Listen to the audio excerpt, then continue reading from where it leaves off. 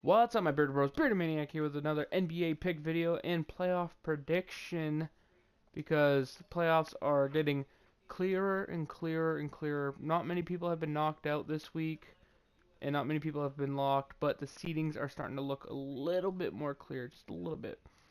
Now, before I get to going into the NBA, because a lot of stuff has happened this week, I just want to say shout out to Mississippi State for doing what everyone thought was impossible, which was beat the 111 consecutive winning UConn women's team. UConn is an amazing team, but to win a, to keep winning like that, you get unlucky a couple times, and today they got unlucky. They probably were the better team, but they lost. It happens all the time. Just look at the Patriots in '07. Anyway, guys, as for the NBA picks, I just want to start off by saying overall, I am 697 and 438. My goal overall is to hit 750 wins before the end of the year. Is that going to happen? Most likely not. But we are 697 and 438. I calculated that out. That's about 61.4% winning percentage, which is to me amazing for the first time actually doing this, besides just the Celtics games. Now, I might have missed a few games here and there for that, but I digress. Um, let's get into the picks. We have 52 games this week. I feel like I want to go 33-19. I feel like that's where the sweet spot is with my predictions.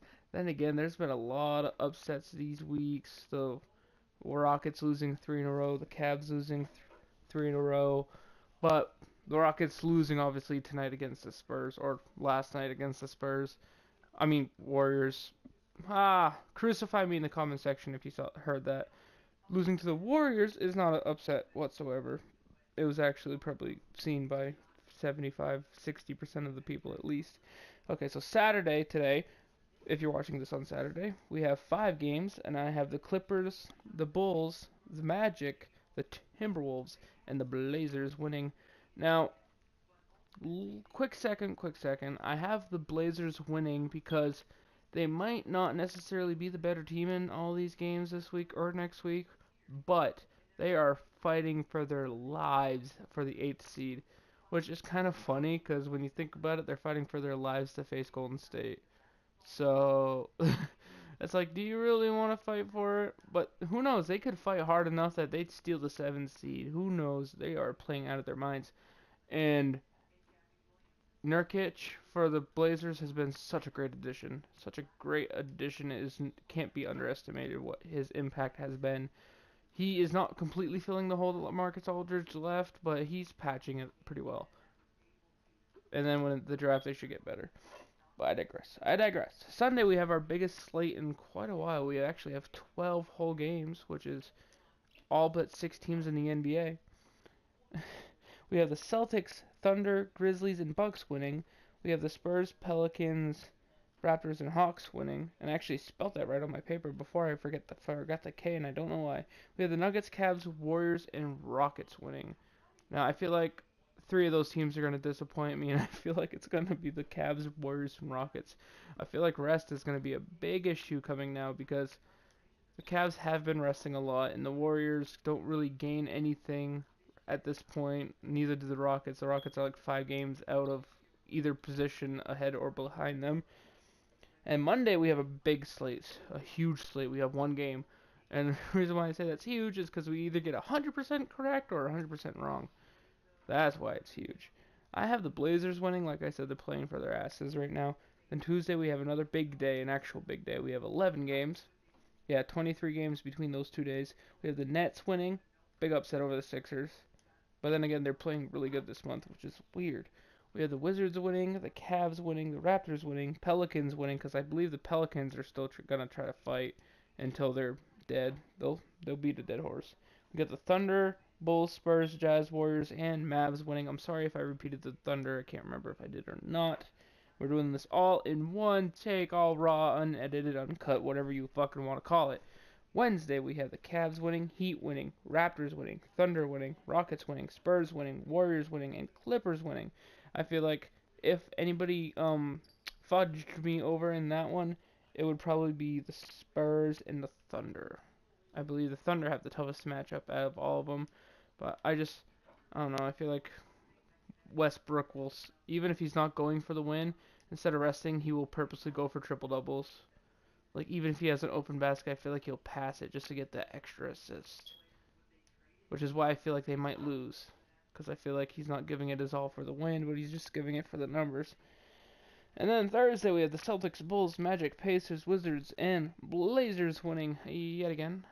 Now, the reason why this is kind of stunning is Celtics are on a back-to-back, so I feel like they are going to give it their all against the Cavs. But I feel like there's a small chance they might rest like a Horford or a Crowder. So I'm giving that to the Cavs, and I feel like they're going to come back rested against the Hawks. At least that's just my opinion. Friday, we have the Cavs, Raptors, Grizzlies, Rockets, Spurs, Pelicans, Jazz, Thunder, and Lakers winning. Yes, we have the Lakers winning at home. So that should be intense. Now, like I said, I'm hoping for 33 wins, and I pointed out the teams I feel like that are going to mess me up the most. The Cavs, the Thunder, and the Rockets. Basically, mainly because I don't think the Rockets are fighting for anything. No, the Jazz and Clippers, on the other hand, they're fighting to whoever's going to host the other one, if the Thunder don't catch up to the Clippers. Now, playoff seeding, I said I was going to talk about that, so I'm getting to it now. I don't know how far in the video it is. We have, in the West, Golden State, San Antonio, Houston, Utah, LA, OKC, Memphis, and Portland. Then we have Denver, I think, 2 games back in 9th. So I really don't think it's realistic they catch up. But they do have a couple of games against the Blazers. So if they can beat the Blazers head-to-head in those couple games, maybe they steal the 8th seed. Who knows? And if they steal the 8th seed, maybe they got the young talent to challenge the Warriors. Who knows? It would be intense.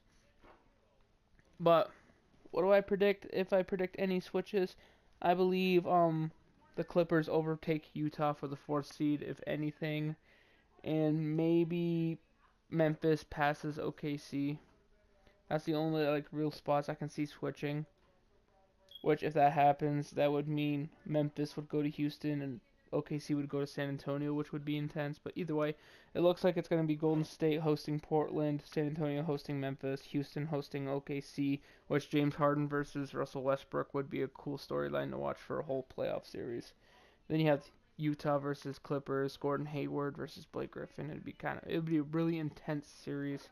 But out of that, I think I'd have all the home teams winning. I don't think OKC. Actually, no. I had the Clippers beating Utah in that series. So I think it'd be Golden State, San Antonio, Houston, and the Clippers winning, which would pit, I believe, Golden State against the Clippers and San Antonio against Houston, where I believe it would be an obvious Golden State-San Antonio finals, and the winner of that's a toss-up for me, because you don't know who's going to be healthy.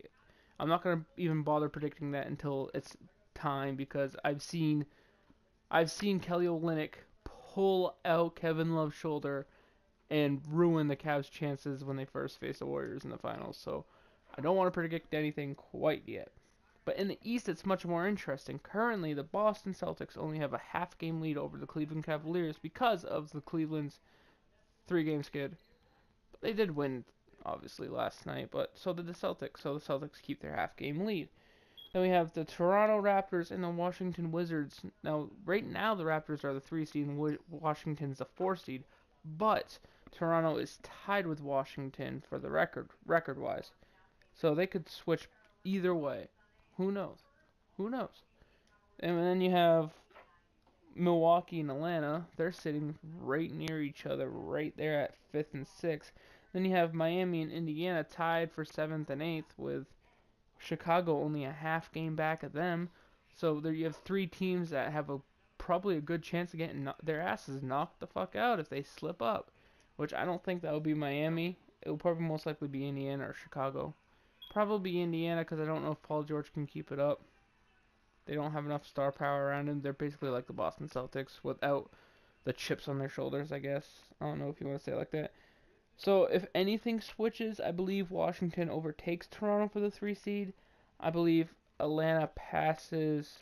Actually, no, I believe Milwaukee keeps the 5th seed. I believe Atlanta drops down to the 7th. Miami goes up to the 6th, and Chicago goes up to the 8th, and Indiana drops out, at least with how they're playing right now, which would pit Boston v. Chicago. You would have the Celtics versus Jimmy Butler, who they were rumored to trade for, so that would be an interesting underrated storyline for that moment. Then you'd have Atlanta v. Cleveland, Paul Millsap against Kevin Love. Other than that, not really anything. It would probably be a 5-game series, if that, for the Cavs. Like I said, I don't think actually I haven't said this. I don't think the Cavs are really worried about home field, so I don't know if they'll push it too hard. Because I don't think they'll push it hard enough that they would risk injury to one of their superstars. And then you have Miami at the 6th seed facing Washington, which that in itself would be so interesting. You'd have John Wall versus Goran Dragic, Hassan Whiteside. Fucking, it would just be an insane matchup. Bradley Beal would probably be a big contributor in that series. I don't know.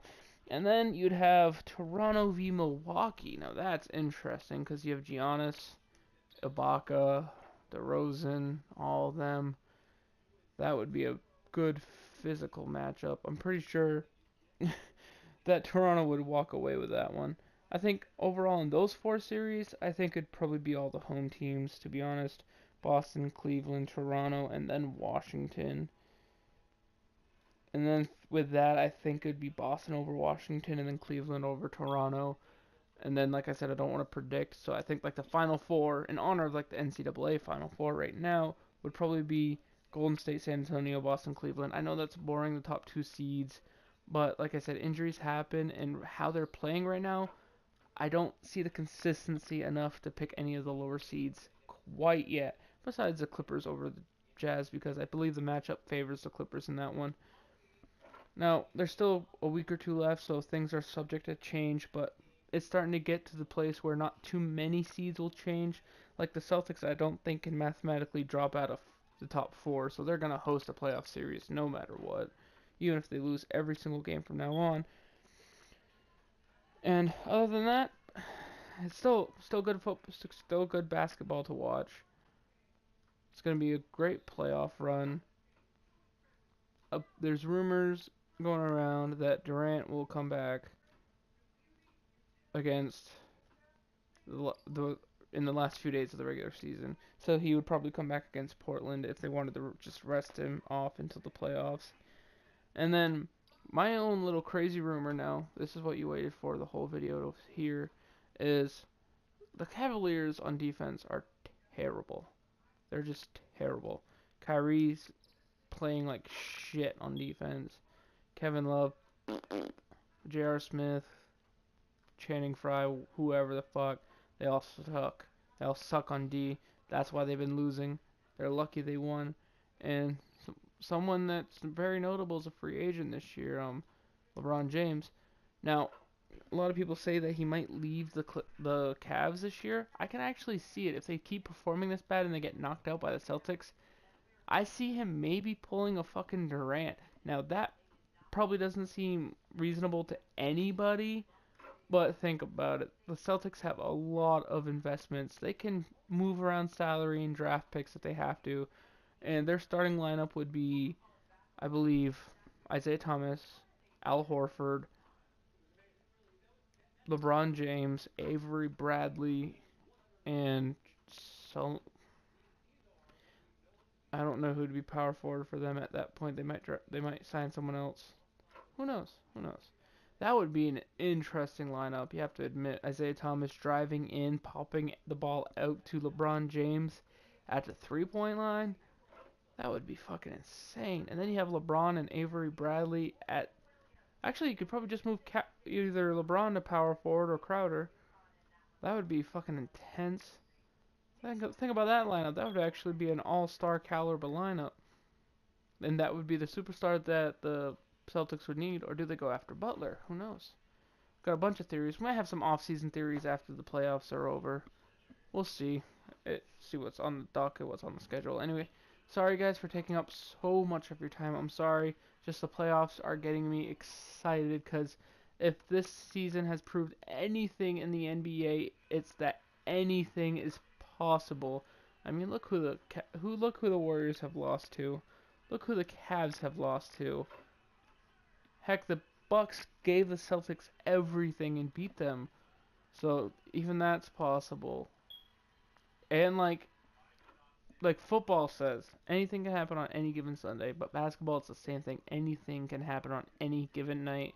All it takes is for a lower seed to have a player get super hot and boom, they steal home court advantage and they take the series. It's happened before. It's going to be fun to watch. Anyway, guys, thank you for watching. Sorry for taking up so much of your time. Feel free to leave a like if you stayed around long enough to actually leave a like. Or subscribe if you're new, if you like more sport debate talk, because I feel like I might get more into the MLB side soon. I know openings day starts soon. I might start talking about that a little bit. Not really going to do like picks or anything, but probably have general discussions. Same thing with football once the draft goes around. Who knows? If you guys actually think that's a good idea, comment down below. Anyway, guys, I will see you in the next video. Thank you for putting up with me. Peace.